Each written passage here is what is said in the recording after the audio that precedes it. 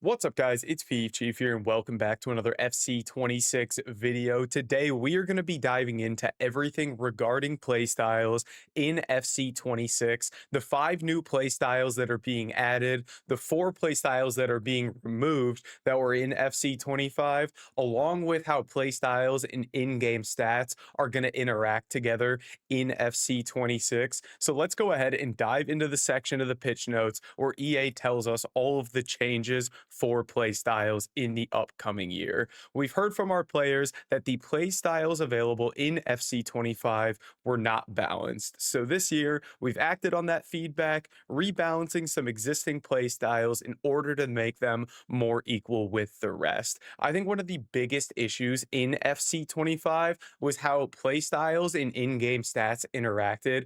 It almost felt like the stats on your card were completely irrelevant if your player didn't have the appropriate play styles. And I think that's one of the big focuses this year, which they get into in this next section, is to once again balance player attributes versus play styles. So, play styles bring player personality and unique abilities to life, but we heard the feedback loud and clear. The gap between top tier attributes and playstyle effects was too wide. In many cases, high rated players without playstyles were underperforming on core mechanics. I think they hit the nail on the head here, so I'm excited to see where they head with this. Our goal is to make high rated players play akin to their real life ability, making attributes more impactful and playstyles feel like an addition, not a requirement. I absolutely love everything they're getting into here. I think this piece is almost more important to me than the new playstyles and the ones they're removing here, because this goes hand in hand with the power curve in my opinion. I think the power curve progressed in such a big way this year because playstyles were more important, that as soon as we started getting players, say with 3 playstyle pluses on their cards, players with 2 playstyle pluses largely became irrelevant because cards are completely driven by playstyles this year rather than their actual in-game stats. So let's dive into it. Attributes. Rebalance attribute system to make players with higher base attributes execute standard gameplay mechanics more reliably, even without the relevant playstyle. That's huge. Playstyles. Rebalance playstyles to still offer unique and situational boosts while keeping base mechanics like first time passes, jockey, or ball control more consistent for high attribute players, playstyle or not. I think one of the biggest examples of this is that like if you have a midfielder in FC25 that has good passing, but they don't have the tiki-taka play style, it's just like it feels like they can't pass. Like I'd rather have somebody with like 75 passing with the tiki-taka play style than somebody with 90 passing without it. It's absurd the gap between the play style and the actual in-game stats. So, new play styles. I think this is the area that a lot of people are going to be very, very interested. Alongside the rebalancing of playstyles, we've added, consolidated, and reworked several of them to better reflect your needs. We reduced overlaps and streamlined how playstyles work, making each one feel more focused, impactful, and unique. So, new playstyles we have Enforcer, Aerial Fortress, Precision Header, Game Changer, and Inventive, and they kind of go more in depth in the next section here on each one of those. And removed playstyles power header, aerial, Travella, and flare. Think something that's key to note here is that these 4 that were removed were largely just consolidated slash expanded into these 5 right here. We're not really getting any like super new mechanics outside of Enforcer. We're just getting these play styles kind of implemented in a different way. So let's talk about these new play styles and how they're going to change the game. Number 1 is Aerial Fortress here.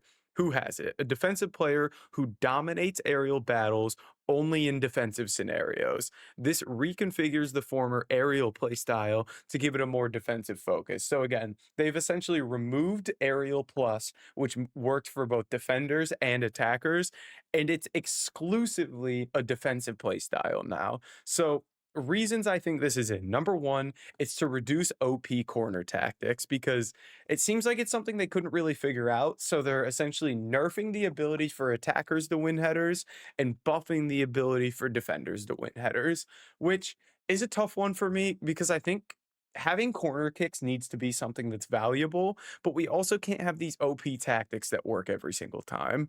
And it also kind of reduces the ability to cross in game, which is already absolutely terrible. So it further eliminates an avenue to attack and score goals, which is tough. It has its pros and cons for me. So, actual gameplay effects here. The normal playstyle performs higher jumps and has physical defensive presence before and during aerial duels, performs even higher jumps and has greatly improved physical defensive presence before and during aerial duels for the playstyle plus.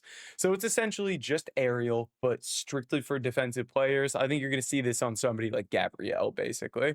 He would be kind of the key player that we'd see this on. So again, it's just aerial for defensive players here. Let me know what you guys think about that. It's a tough one. It's going to be interesting to see how well balanced it is when it first comes into the game here.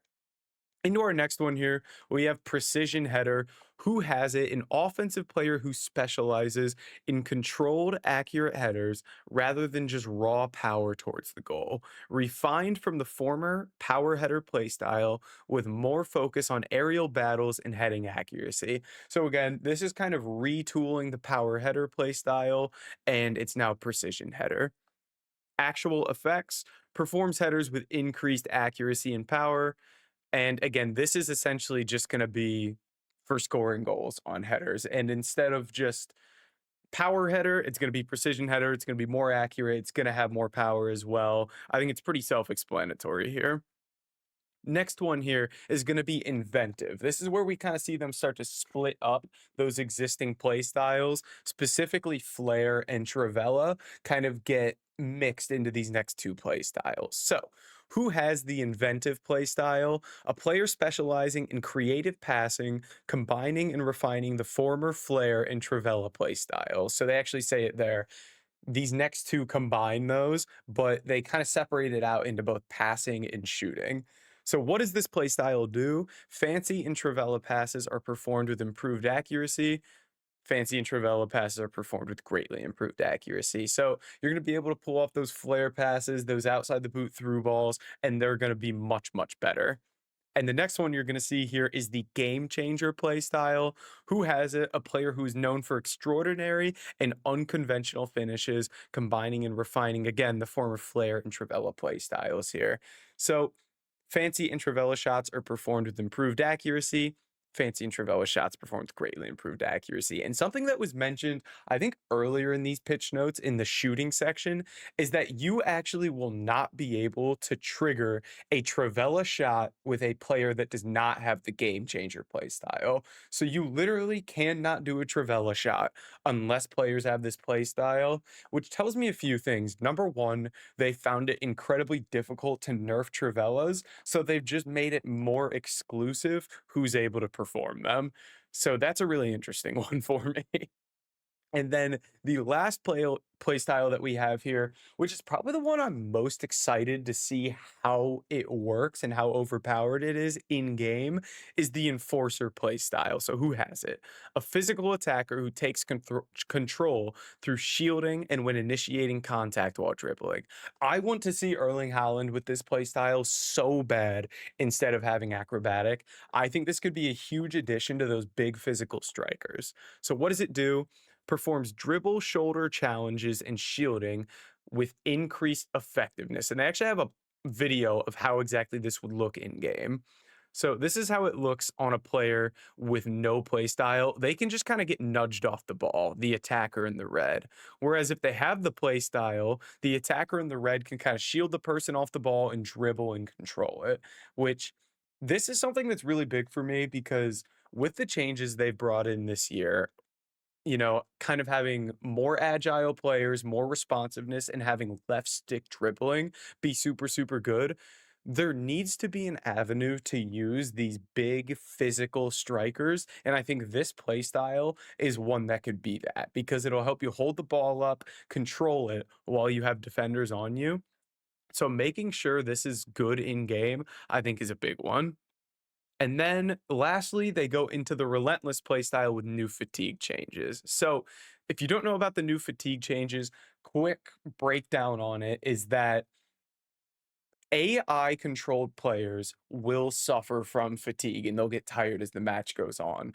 However, any player that you are controlling physically as like manually controlling, they will play as if they are completely fresh. They have no fatigue whatsoever, which is very, very interesting. So, how does that impact the Relentless play style? With the changes made to the fatigue system, the Relentless play style and Playstyle Plus were adjusted as follows.